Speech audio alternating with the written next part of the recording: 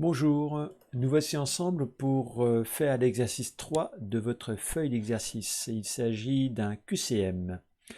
Nous allons nous mettre au travail avec la première question. Dans la première question, il s'agit d'une loi normale d'espérance mu, d'écart type sigma.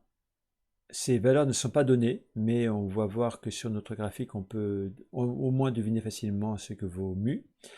On vous dit que la probabilité que x soit inférieur à 649 est à peu près égale à 0,1587. Et à partir de là, on vous demande quelle est la bonne affirmation A, B, C ou D. Alors, on peut assez rapidement noter plusieurs choses. D'abord, la réponse D n'est visiblement pas la bonne, hein. Il est clair que mu, d'après le graphique, vaut plutôt 650. Donc quand on vous dit mu qui vaut 649, c'est faux. Là, on vous dit sigma égale 650. Sigma, non, sigma, l'écart type n'est pas repéré sur une loi normale par l'endroit où il y a le sommet. Donc, non, il n'y a aucune raison que sigma soit égal à 650. Après, on a deux autres affirmations. On vous dit par exemple la probabilité que x soit inférieur à 651 est égal à 0,65. Alors, pourquoi pas? Ça paraît plausible, hein. On a ici, n'oublions pas, une R qui vaut 0,5, et là on vous dit ce qui serait inférieur à 651 vaut 0,65, pourquoi pas? Et là on vous dit que l'air entre 649 qui est là et 651 qui est là vaut 0,683. Alors, pour nous aider, on va ici prolonger un petit peu, ajouter des indications sur le graphique, hein. On peut faire ça évidemment, jouer du bac directement sur la feuille, hein. Et là, on vous dit, cet R là, finalement, on vous dit que cet R là vaut 0,1587. Donc par symétrie, cet R-ci vaut également 0,1587. Donc on peut facilement deviner ce que vaut cet R. Bah oui, tout simplement parce que la totale vaut 1. Donc, c'est 1 moins 0,1587 fois 2. Alors, on peut prendre la calculatrice pour le calculer. On a donc dit 1 moins... Alors, attendez, je sélectionne... Voilà, ici. Donc, j'ai dit 1 moins 0,1587 fois 2, entrée. Et je vois que le résultat est 0,68. Donc là, je peux écrire ici 0,68 à peu près, hein, de 6, ok. Voilà. Et bien là, je vais pouvoir répondre à la question. En fait, tout simplement, la bonne réponse est celle-ci, vous voyez là. Entre 649 et 651, le résultat est 0,6. Il s'agit donc de la bonne réponse B. Alors, cette réponse-là, on peut vérifier qu'elle est fausse, tout simplement. Quel devrait être le résultat de la probabilité que x est inférieur à 651? C'est la somme de 0,68 et de 0,15, hein, puisque c'est l'air qui est à gauche de 651. Il est clair que cet R n'est pas égal à 0,65. Voilà. Mais c'est inutile de le faire dans la mesure où on a trouvé la bonne réponse. Voici pour la question 1. Passons à la question 2. Alors, dans la question 2, on vous dit x est une variable aléatoire qui suit la loi normale d'espérance 13, d'écart type 2,4. L'arrondi au centième de probabilité que x soit plus grand que 12,5 est, on vous donne 4 réponses possibles. Bon, là, qu'est-ce qu'on va faire? On prend la calculatrice et on va faire le calcul, tout simplement. Alors, ça nous donne donc seconde distrib dans ma frep. Alors, donc, qu'est-ce qu'on vous dit ici? Mu vaut 13. Alors d'abord, la borne inf, donc on vous dit la probabilité que x est plus grand que 12,5. Donc pour la borne inf, je mets 12,5. Pour la borne sup, comme indiqué sur la calculatrice, je mets un nombre très grand du genre 10 puissance 99. Mu vaut 13, sigma vaut 2,4, coller, entrer, et le résultat est 0,58. Voilà, donc la bonne réponse est donc la réponse A. Question 3. Soit y une variable aléatoire qui suit la loi uniforme. Attention, cette fois on parle de loi uniforme. Ça fait longtemps qu'on n'en a pas parlé. Sur intervalle 14-16. La probabilité que x soit inférieur à 15,5 est égale à, et là vous avez 4 choix possibles. Alors là, le plus facile, c'est de faire un petit dessin qui pourrait ressembler à ceci, au brouillon. Donc là, qu'est-ce que j'ai voulu représenter? Eh bien, une loi uniforme entre 14 et 16. Peu importe la hauteur, on s'en fiche un petit peu. Et là, on vous propose de calculer la probabilité que x soit inférieur à 15,5. Donc 15,5 est à peu près par là. 15,5. Donc finalement, c'est comme si on vous demandait de calculer l'aire de cette partie-là. Alors, on se rappelle de la formule. Alors là, même visuellement, on peut voir que le résultat, ça va être 0,75. Mais si on veut faire les calculs à la main, d'après notre cours, on sait que la probabilité que donc x est inférieur ou égal à 15,5, en fait, cette probabilité, elle est égale à la probabilité que x soit entre 15,5 et 14, puisque de toute façon, là, on est limité ici par le 14. Ok. D'après le cours, ça me fait 15,5 moins 14 divisé par 16 moins 14. D'accord, et ça, on obtient 0,75. Je ne donne pas les détails. Donc, pour en revenir à notre exercice, voilà, eh bien, ça veut dire que la bonne réponse est la réponse B. Passons à la question numéro 4. Alors, on note P de E, bon, ça s'en fiche au début. Ok, voilà, l'invitation commence là. X est une variable aléatoire suivant la loi normale d'espérance 30 des cartes type sigma.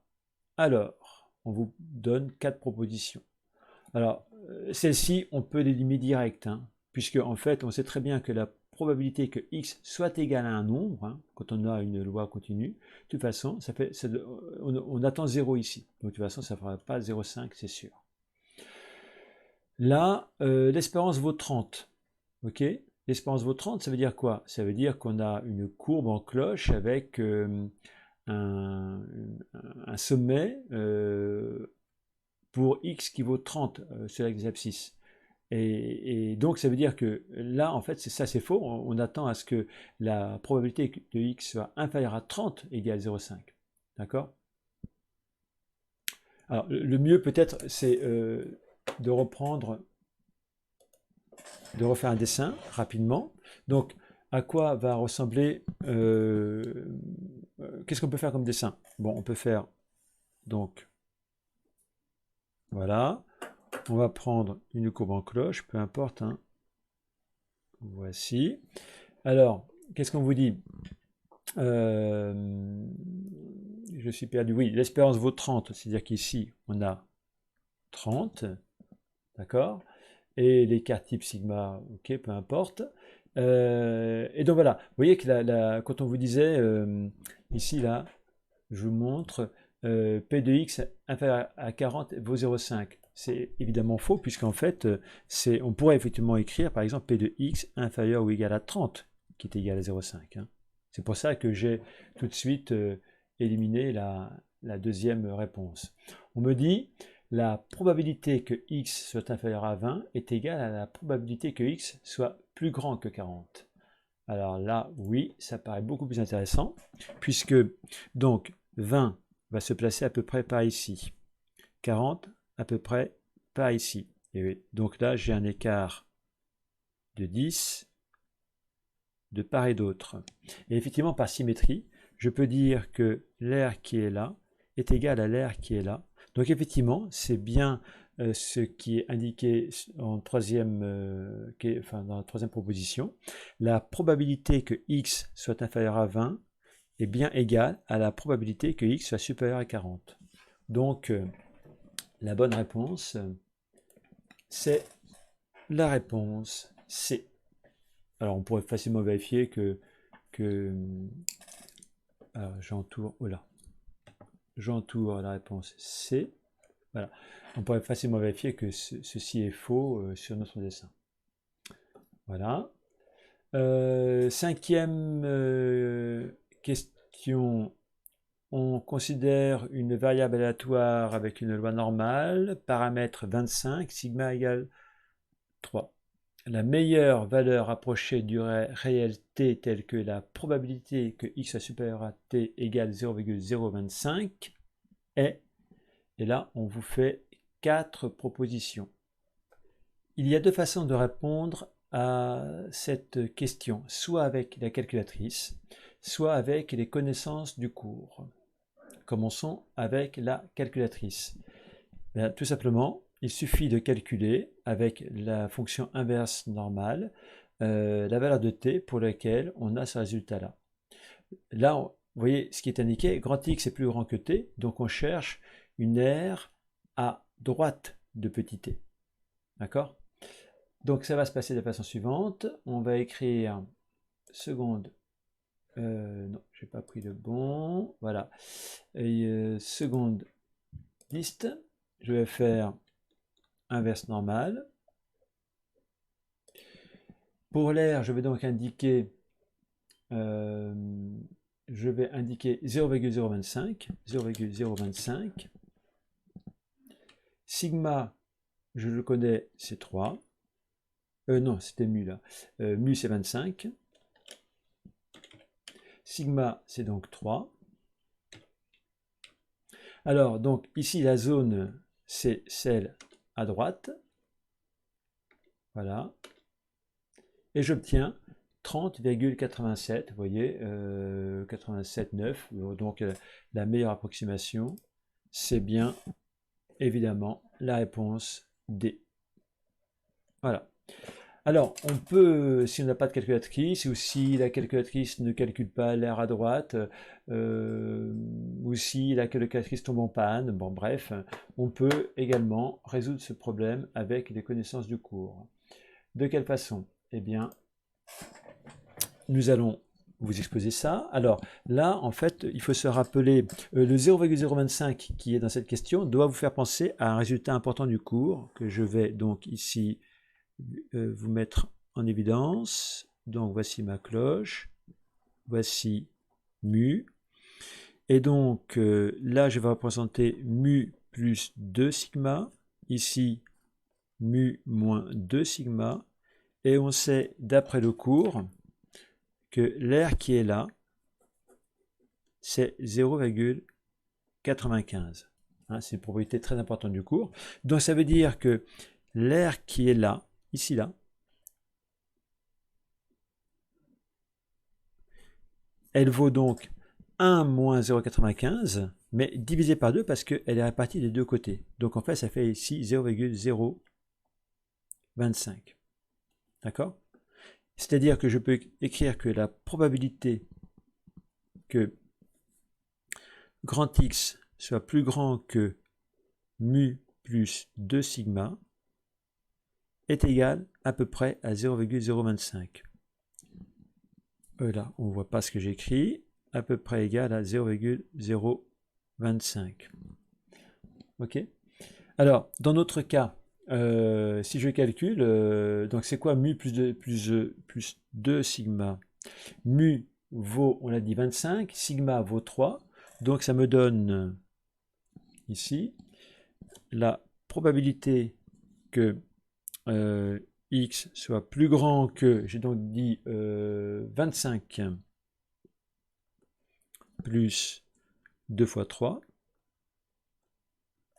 d'accord, à peu près égal à 0,025. Hein. Mais ça donne quoi? Alors, hop, continuons ici. La probabilité que x soit plus grand que donc 2 fois 3, 6, 25 plus 6, 31, est à peu près égal à 0,025. Voilà. Donc ce truc-là, c'est ce que le cours nous permet d'écrire. Ok. Donc si on compare ce résultat-là avec le résultat qui est là, vous voyez, hein, en fait, donc le cours nous permet de dire que t est à peu près égal à 31, vous voyez, hein, et donc c'est bien le petit t qui est là, hein, p de x supérieur à t égale 0,025. Nous, euh, on a trouvé p de x supérieur à 31 vaut à peu près 0,025. Donc la valeur la plus proche qui convient, c'est bien 30,88. Il n'y a pas de doute là-dessus. Par rapport aux autres valeurs, c'est la plus proche. Voilà.